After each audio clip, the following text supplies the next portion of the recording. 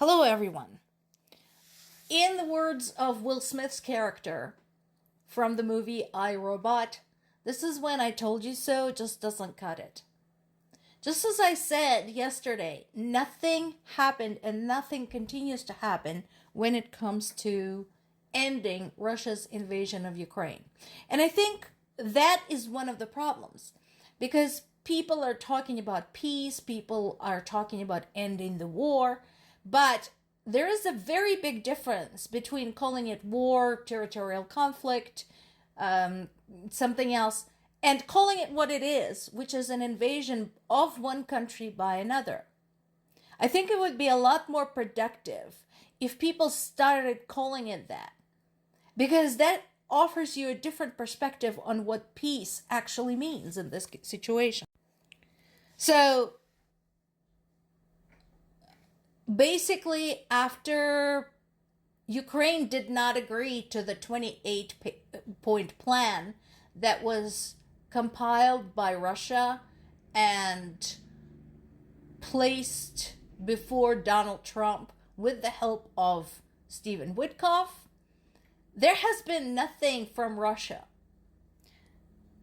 And the only thing they said basically is they expressed displeasure with European nations who demanded to be involved, and they should involve because this is their neighborhood. This is next door for them. On one point, I do agree with Putin's spokesman, Dmitry Peskov, who said it was premature to think that the deal was close. Yeah, he's right. Not even close to close. Nowhere near close.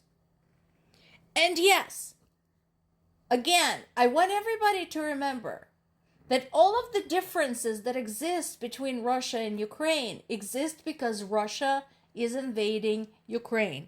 So, territory, NATO membership, reparations, war crimes committed in Ukraine, kidnapped children, all of that is happening. These are all parts of Russia's invasion of Ukraine. So there was no way Russia's wish list was going to work because of all of those things and because of what this war actually is. And yes, in some ways this does feel like a rerun of back in August. So, it's the same thing over and over. And the only thing Russia is interested in short term is trying to stave off more US sanctions. They're not interested in peace because, again, peace means they have to clear out of Ukraine. If we are looking for true peace, as in the end of the invasion. So, at the moment, they're succeeding because the next round of sanctions still has not been announced. And yeah, they're talking about the slimmed down version of the plan, cut down to just 19 points, where the most contentious issues have been left for Zelensky and Trump to decide. And again, to me, that's a waste of time because we have all done this before. Because remember, there was a European plan that Ukraine agreed to, which suggested let's start with the ceasefire, let's see how that goes. Let's stop bombing civilians. And Russia refused. They basically said that unless Zelensky is here to sign off on a capitulation on Russia's conditions, we're not interested. So this is the same thing. It doesn't matter how many items you cross off of that 28-point list. Russia is not going to agree to anything less. Meanwhile, this shit is happening. And actually, Moldova is an excellent example of what happens when somebody forces a nation, a small nation particularly, into what they call a neutral state. So Moldova is not a member of NATO. Moldova is not a member of the European Union.